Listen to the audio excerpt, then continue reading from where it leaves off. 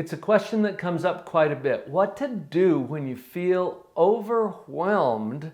I've got a little bit of a surprising answer for you.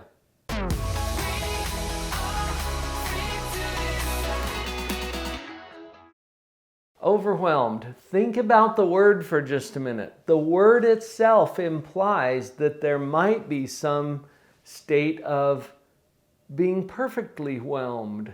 Now, I've heard of being underwhelmed. I've heard a lot of being overwhelmed. But have you ever heard of someone being perfectly whelmed? This got me thinking. So I looked it up. You can do this as well. Look up the definition for whelmed. It's interesting. Basically, the definition has to do with being completely surrounded by or buried in something.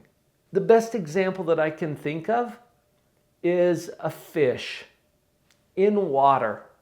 A fish in water is perfectly whelmed or surrounded by, buried in water. Okay, well, that's interesting. This is revealing a little bit about how Dr. Paul's mind works. Because if we could achieve that feeling, what if you were like the fish and being in whatever it is that you're in, whatever is completely surrounding you, whatever is burying you right now, is simply the water to the fish? Would that even be possible? When we say that we're overwhelmed, I think what we're saying is, yes, I am completely surrounded by this. What is it that you're completely surrounded by? Think about that for a minute. I'm buried in whatever it is you're buried in.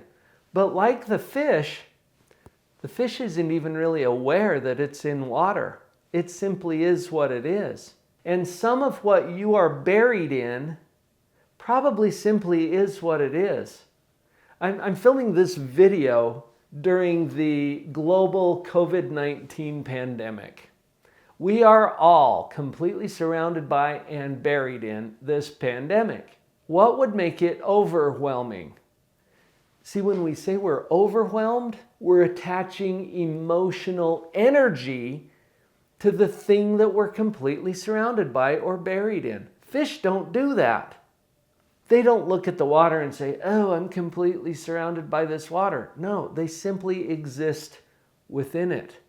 Interesting. Now that gives us some clues as to what we might be able to do when we feel overwhelmed. I would invite you to consider that whatever it is that you're completely surrounded by or buried under right now simply is what it is.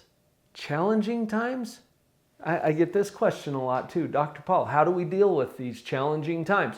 How do we stay positive during these challenging times? Guess what? These times are neutral times.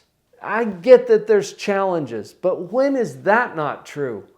I think all times through history are challenging for this reason or that. This simply is what it is. And it's no more challenging than some other times in history. I'm thinking about Immaculée Ilibagiza. I heard her speak in Washington, D.C. a few years ago. She survived the Holocaust, the genocide that happened in Rwanda. Challenging times? Would you prefer a Holocaust, a genocide, to a global pandemic? And you might be thinking, well, I'd rather have neither of those, Dr. Paul. Yeah, right. But my point is that some things just happen. And the fact that we call it challenging is something that I want you to notice.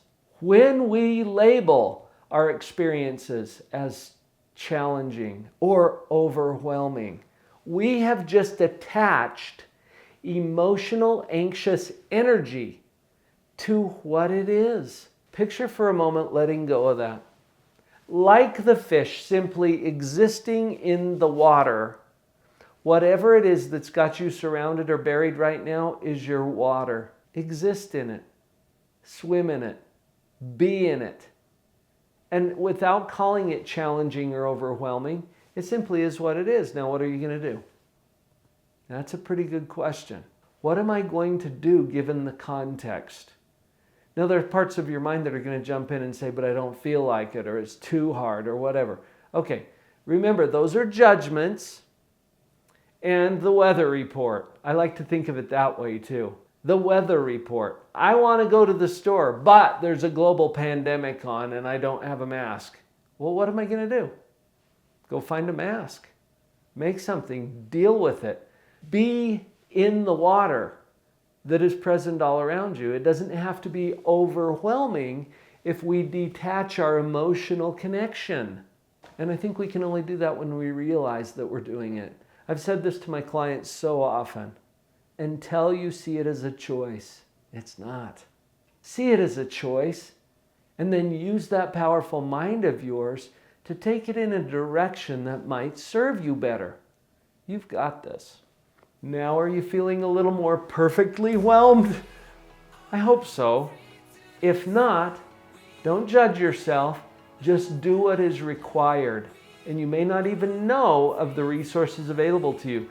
Please come and see us at Live on Purpose Central. There's a link down there in the description. go.liveonpurposecentral.com. Come check out the resources that are available to you. We're here to help you feel perfectly whelmed all the time.